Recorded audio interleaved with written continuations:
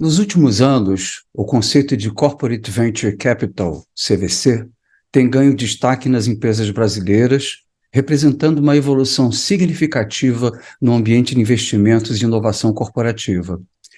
O CVC refere-se à prática de investimento em startups e em empresas em estágio inicial, por parte das corporações estabelecidas, com o objetivo de impulsionar a inovação, acessar novas tecnologias e explorar oportunidades de negócio estratégicos. A evolução do CVC no Brasil pode ser atribuída a diversos fatores. Primeiramente, as empresas estão cada vez mais conscientes da importância da inovação como um diferencial competitivo e reconhecem a necessidade de buscar soluções externas para impulsionar o desenvolvimento de novas ideias e tecnologias. Além disso, o ecossistema empreendedor no país tem se fortalecido com o surgimento de um número crescente de startups promissoras e a disponibilidade de capital de risco. No entanto, apesar das oportunidades, o CVC também enfrenta desafios no contexto brasileiro, e os principais desafios estão ligados à cultura empresarial tradicional, aos aspectos jurídicos e à regulamentação dos investimentos corporativos em startups. Oi, pessoal, Sérgio Hart aqui da Cena Digital, e mais um vídeo da série Transformação Digital Brasil em Cena. Hoje a gente vai falar com a Marie Timonet, executiva de inovação e investimentos em startups.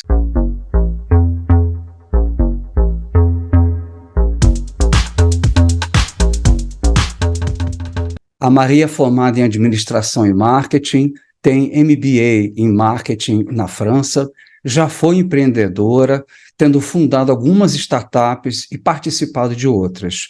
Nessa jornada, a Marie criou uma empresa de exportação de produtos hoteleiros em Angola, implementou o programa Oracle for Startups na Oracle e construiu a área de CVC das lojas Renner. Bom, eu estou aqui com a Marie Timonet. Marie, muito obrigado aí por participar da nossa série. É um grande prazer aí ter você conosco. E eu queria começar a fazer a primeira pergunta já, para a gente poder estabelecer aqui um patamar sobre o qual a gente vai discutir. Então, eu queria que você explicasse para o pessoal o que é inovação corporativa e o que o Corporate Venture Capital, como ele se insere nela. Boa, primeiro, obrigada pelo convite, é um prazer estar aqui com você no seu canal, discutindo esse tema que eu gosto tanto e que faz parte do meu dia a dia. Bom, inovação corporativa é a prática das grandes empresas de trazer criatividade, novos processos, novos modelos de negócio, novos produtos, novos serviços, novos processos para dentro da empresa. Inicialmente, há muitos anos atrás, essa era uma prática que se limitava ao perímetro da empresa. Então, a inovação era vista como algo bastante restrito e que não podia ser difundido na empresa.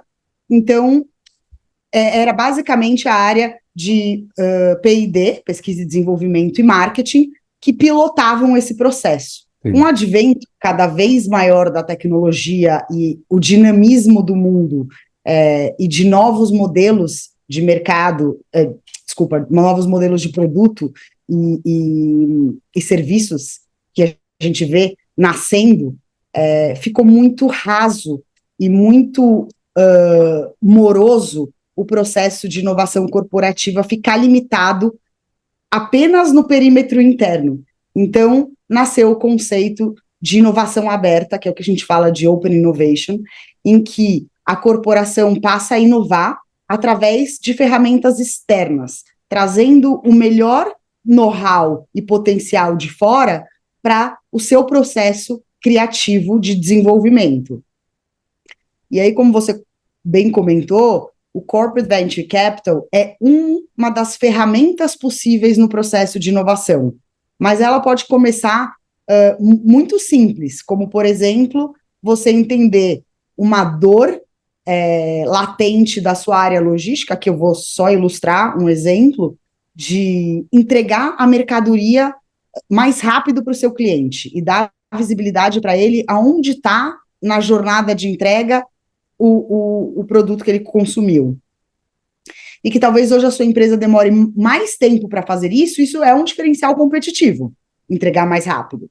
Uhum. E hoje tem diversas oportunidades externas, startups, empresas novas de tecnologia nichadas nesse tema, ou seja, que desenvolveram uma solução para focar na melhor experiência do cliente e da empresa no recebimento da mercadoria.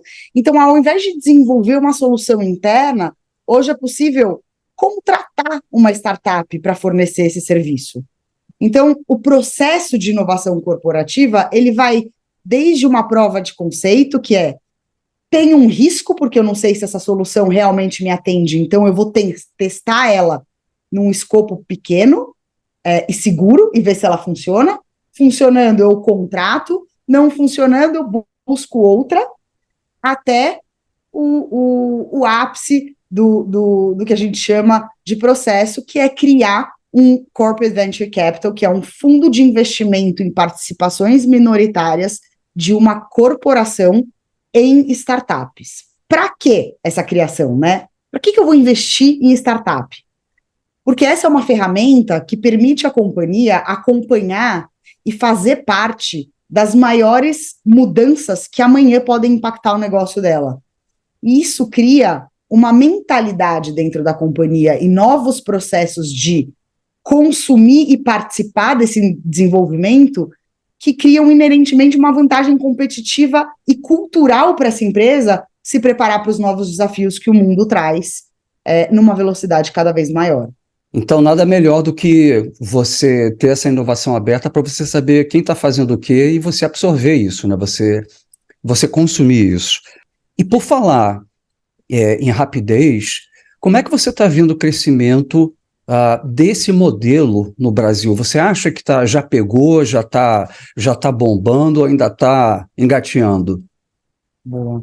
Mas eu queria fazer uma Claro. repescagem aí numa frase que você comentou e aproveitar que o teu background é bastante em tecnologia e que também se reinventou à medida que as tecnologias foram avançando ao longo do tempo, né? Uma das coisas que eu acredito muito antigamente os modelos de contratação de tecnologia visavam uma estrutura relacional mais próxima ao casamento. Então, eram grandes investimentos com suportes enormes para manter aquela solução. Então, eram decisões que precisavam ser tomadas com muito Longo prazo. Muito a longo prazo, com muita certeza. Hoje em dia, as empresas precisam ter no mindset e acreditarem que elas precisam da melhor solução agora. E que se amanhã surgir uma versão 5, 6 da mesma solução em uma outra empresa, a barreira de saída não pode ser grande. Então, o SaaS, ele permitiu isso, em que os contratos pudessem ser facilmente cortados para que a empresa pudesse buscar o seu próximo leverage, né, o seu próximo nível de diferenciação. Então, acho que isso é uma coisa que mudou bastante. Sobre o Corporate Venture Capital, essa é uma modalidade que vem crescendo bastante, principalmente no Brasil. Estados Unidos tem uma tradição maior, são 50 anos de história de grandes corporações investindo em startups, e no Brasil a gente viu esse boom em 2022, né? 2021 e 2022, grandes corporações listadas de capital aberto abriram as suas unidades de fundo de investimento. E por quê? Porque a pandemia acelerou muito o processo de digitalização das grandes empresas. E as startups ganharam cada vez mais espaço no mundo dos investimentos.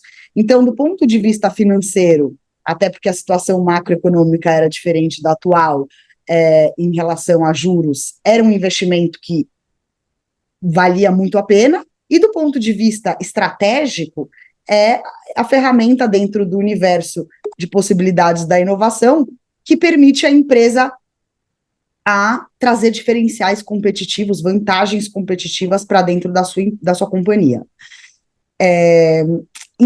Qual que é o que a gente vê como oportunidade?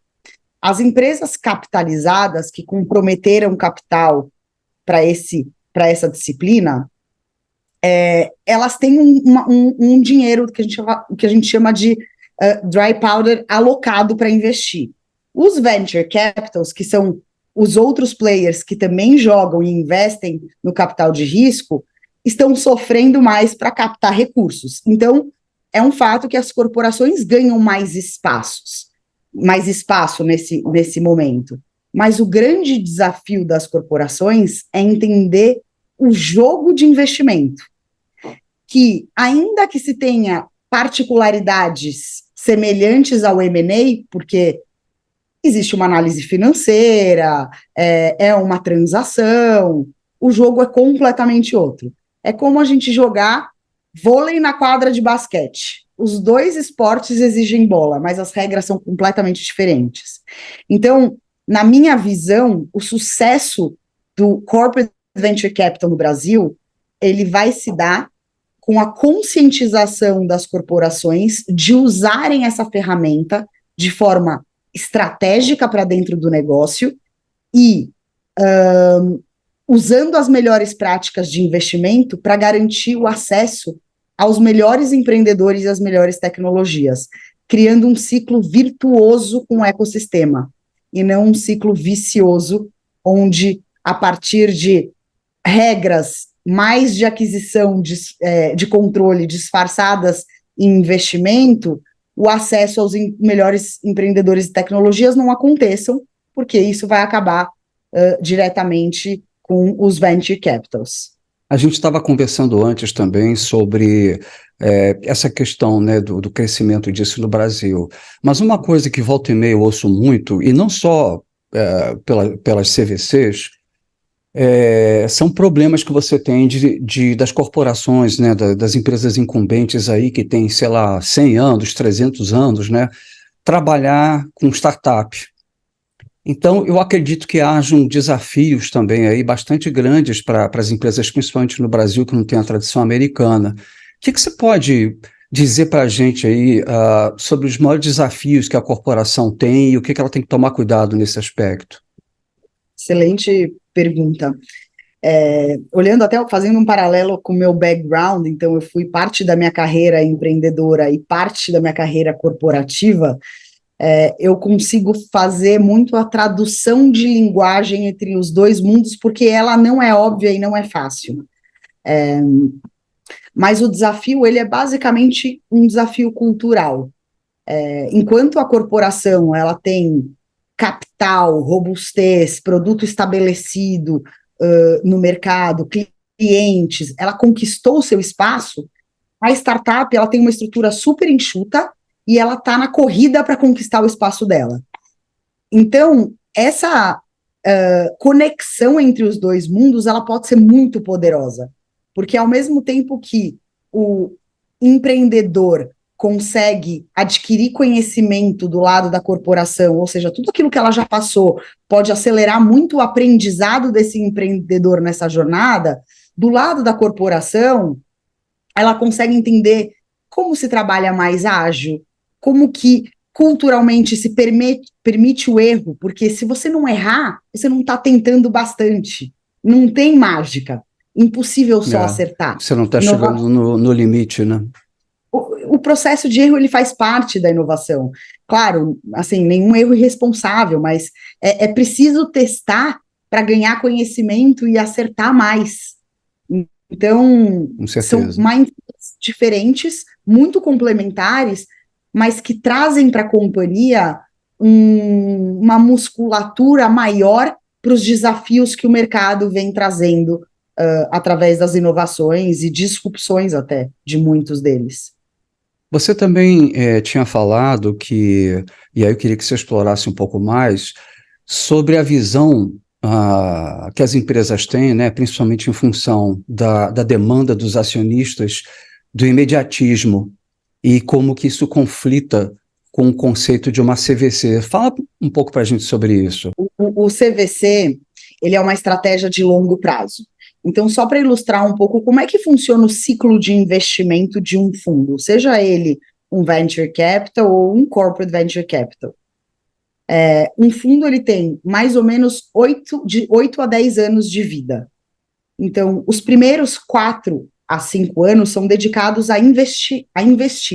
Então, encontrar empresas que fazem parte da tese estabelecida, que deve refletir a estratégia de longo prazo da companhia, e os 4 últimos anos para desinvestir, ou seja, para essas empresas saírem do portfólio, ou através de IPO, ou através de M&As, ou até write-offs, que são empresas que não deram certo e que o dinheiro não vai voltar. A métrica de sucesso de um portfólio se dá através de 20% do portfólio entregando os maiores múltiplos de saída, e aí 10 vezes é um múltiplo que os VCs buscam, tá? Uau! 30% do portfólio dá errado. Dá errado. Você vende a empresa por R$1 e os perdeu o dinheiro. E os outros 50% do portfólio, eles é o que a gente chama de andam de lado. Eles não vão entregar 10 vezes o múltiplo, são empresas de tecnologia que muitas vezes têm bons times, boas tecnologias, não vão fazer uma saída enorme, mas podem ser um excelente ativo, por exemplo, para uma corporação integrar pessoas ou novas capacidades para dentro, mas não vão entregar múltiplos enormes de saída.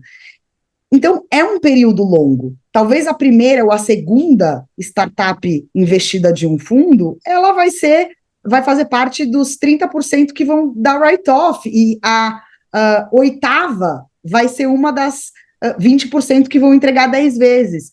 Então, precisa ter paciência e resiliência nesse jogo, né? Então, e aí você tocou um ponto no mundo corporativo que é importante. O universo corporativo, principalmente as empresas de capital aberto, elas são muito direcionadas à entrega de resultado a curto prazo. Então, os resultados a cada trimestre, fechamento de resultado para os acionistas. Então, as iniciativas de longo prazo perdem muita força quando o negócio acaba não performando no curto. Quando a gente fala, por exemplo, de startup, e essa é uma diferença interessante, é uma empresa de dono de capital fechado. Então, na maior parte das vezes, o dono da empresa, ele não vai abrir mão do ganho e da onde ele quer chegar no longo prazo pelo curto prazo. Então, você também tem um desequilíbrio na competição pelo interesse de diferentes profissionais, o dono, o empreendedor e o executivo. Faz sentido? Faz todo sentido, assim.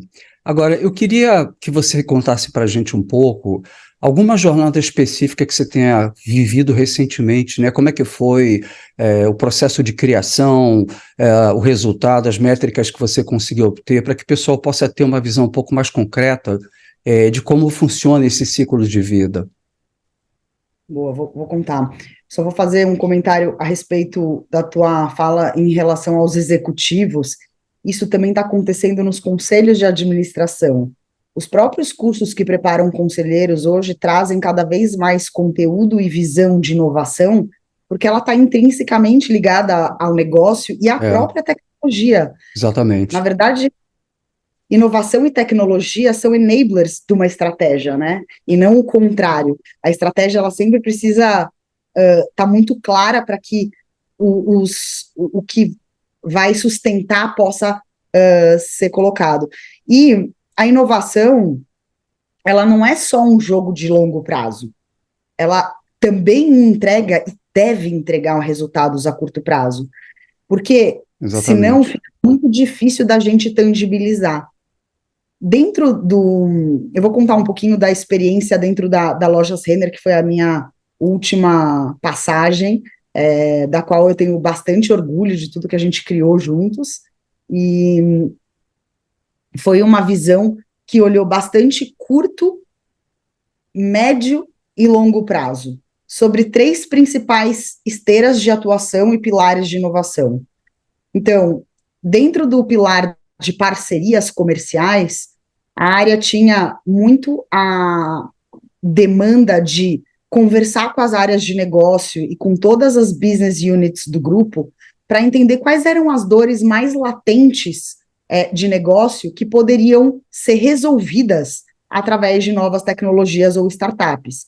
E aí sim conduzir provas de conceito, né, para testar novas soluções.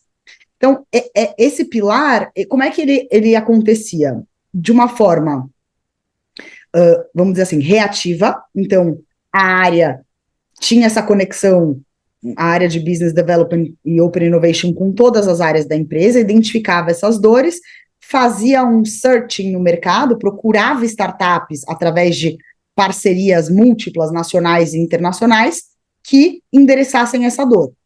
Trazia uma lista dessas empresas e, junto com a área de negócio, a gente avaliava cada uma dessas startups, ponderava critérios e escolhia quais a gente testaria.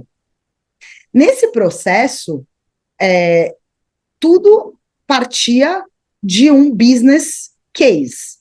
Qual é o tamanho da dor? Se essa dor for resolvida, qual é o tamanho do impacto que isso vai gerar para a companhia?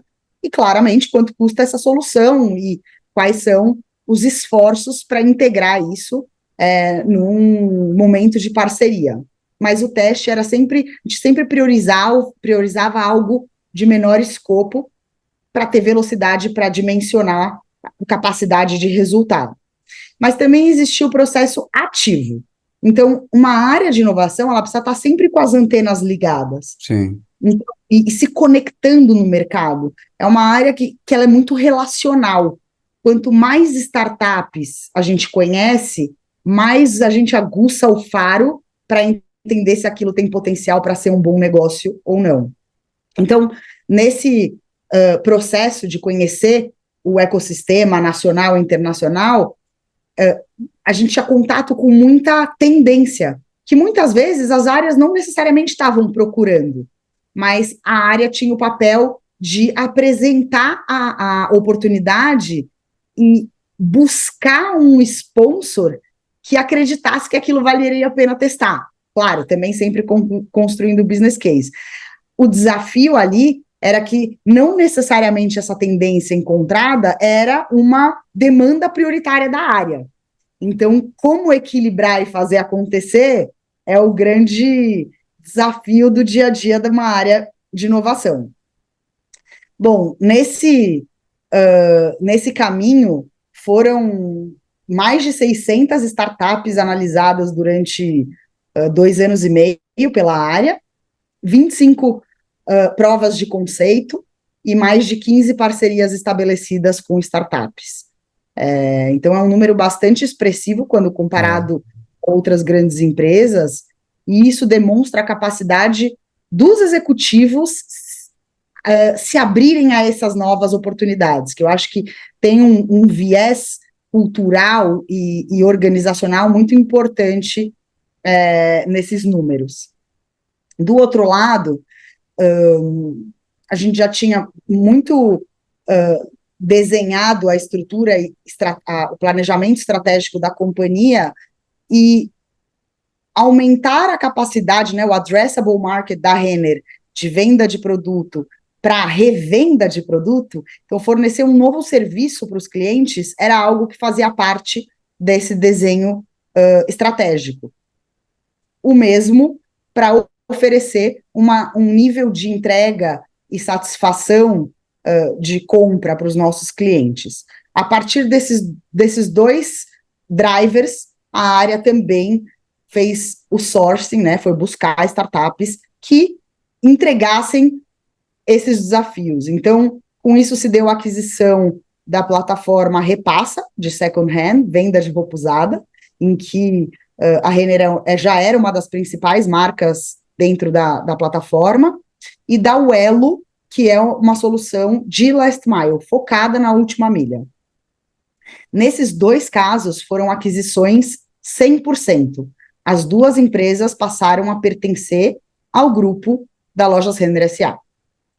E aí, a gente entendeu que existia uma outra pista que não estava sendo explorada, que é como é que eu aposto hoje nos diferenciais competitivos da companhia amanhã, nas tendências que vão mudar o ponteiro ou podem mudar, porque a gente não tem certeza de nada, é um jogo de muita incerteza, mas que podem impactar o meu cliente, o meu negócio, o meu produto, o meu processo. E aí nasce a estratégia de criação do RX Ventures, que foi o Corporate Venture o Corporate Venture Capital da Lojas Renner S.A., um fundo dedicado em antecipar as tendências relacionadas ao futuro de varejo, olhando para startups early stage, então no começo da sua vida, mas que já tenham um product market fit validado, então cases já de sucesso com alguns clientes, e que a companhia possa aportar valor estratégico para essa startup crescer.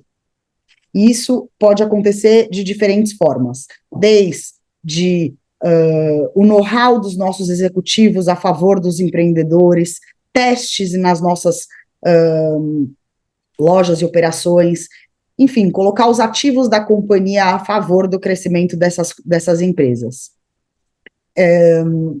Essa estrutura, ela foi construída sobre 3 principais pilares, né? Então, só lembrando aqui, um fundo, um FIP, um fundo de investimentos em participações, esse foi o veículo escolhido para realizar esses investimentos, de 155 milhões de capital comprometido, 4 anos de investimento e 4 de desinvestimento, podendo prolongar o ciclo, e foram o drive estratégico do fundo tinha 3 principais pilares, que velocidade na tomada de decisão e governança apartada. Então, a partir do momento que é uma estratégia da companhia, todos os guardrails foram aprovados em conselho de administração para que o management pudesse tocar a operação do fundo com a constituição de um comitê interno de investimento.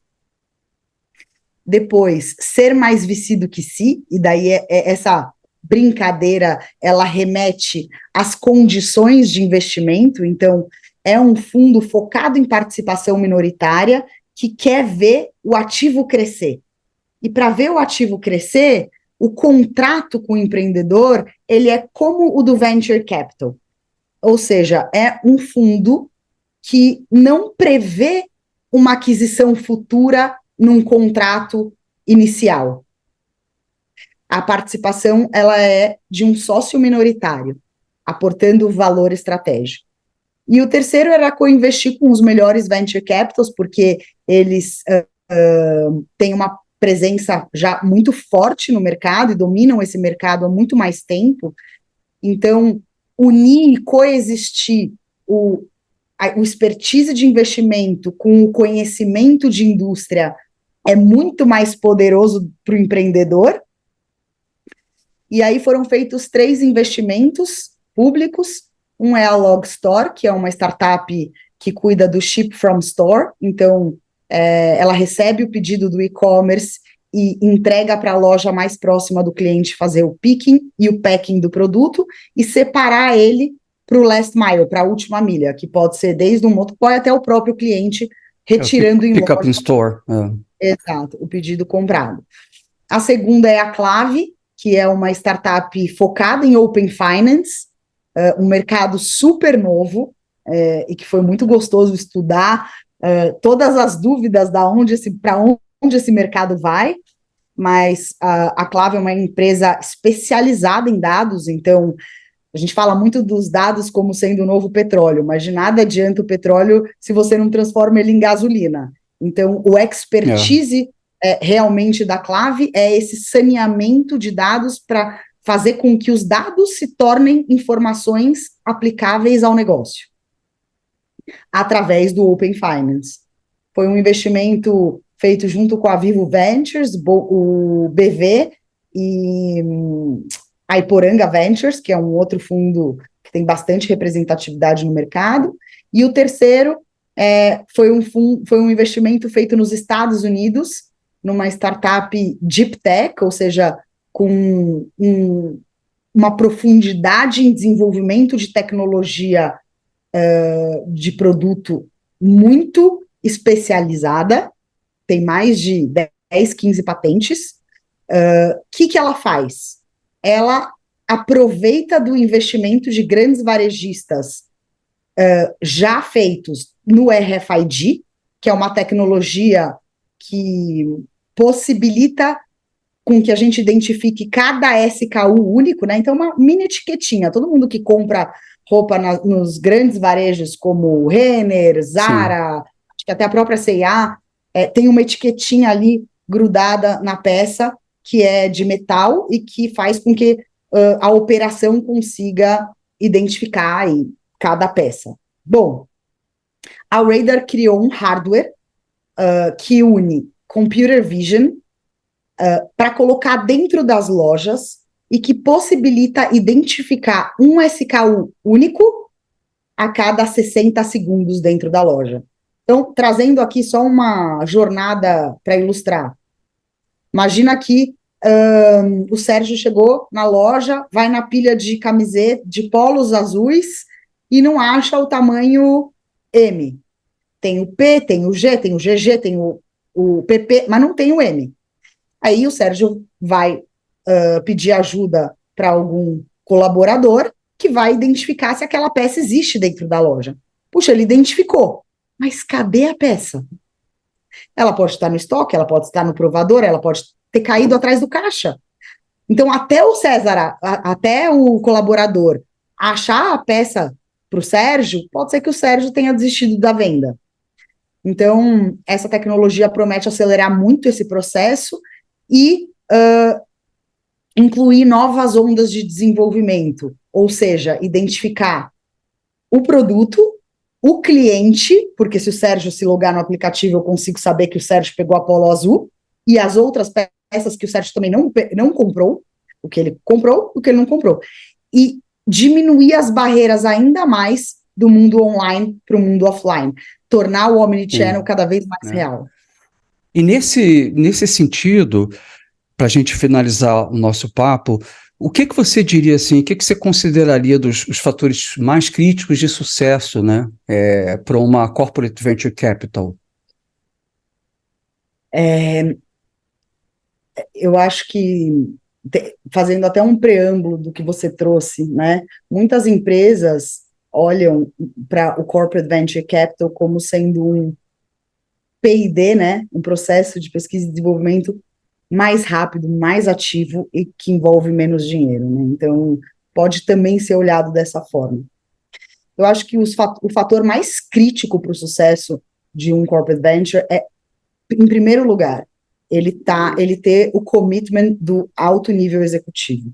Quanto mais distante ele tiver do CEO, mais difícil é de viabilizar a vida, o ciclo de vida de um corporate venture e ele conseguir atuar de forma estratégica para dentro da empresa.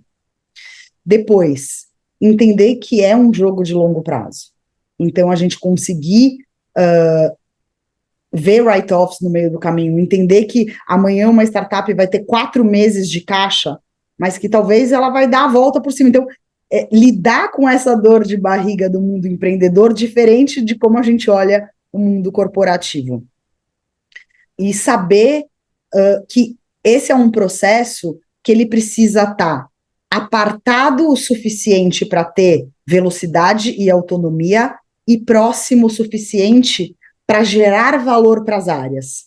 Então, que cada sponsor das áreas, cada C-level que toca uma unidade, seja uma área de logística ou um negócio dentro de um grupo, saiba beber dessa fonte e seja um grande patrocinador dessa iniciativa. Se esses astros estiverem todos a favor, é possível ter uma operação que gere muito impacto, muito aprendizado e conhecimento e que ajude a preparar uma empresa para o mundo que a gente vive. Tá certo. Bom, pessoal, eu estou falando aqui com a Marit Monet, e eu queria te agradecer muitíssimo aí essa aula que você deu para a gente sobre Corporate Venture Capital.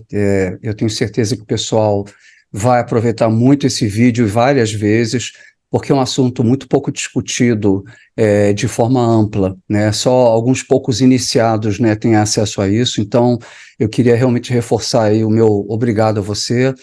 E me despedir também, né, colocando à disposição aí com os nossos próximos papos e também mandar um abraço para todo mundo que está assistindo. Se você gostou, por favor, assina o canal, aperta o sino aqui também para você acompanhar tudo que está acontecendo aí de novo, né, no mundo digital. Um grande abraço aí, Marinho, um grande abraço também. Até a próxima.